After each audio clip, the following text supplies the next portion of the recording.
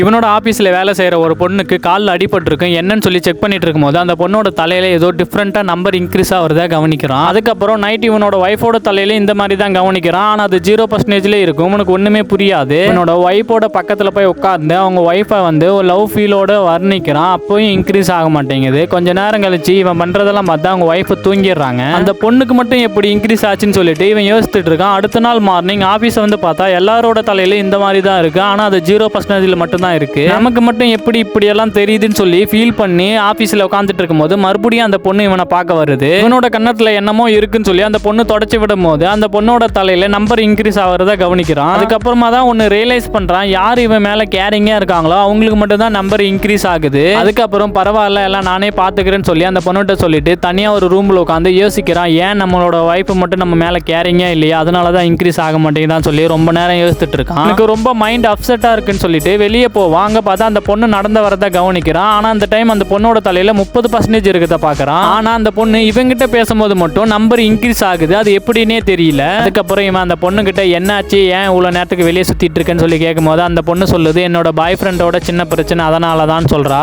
இவனும் அந்த பொண்ணு கிட்ட ரொம்ப கேரிங்கா கொஸ்டின் கேட்கறதுனால அந்த பொண்ணோட தலையில நம்பர் இன்க்ரீஸ் ஆகுது.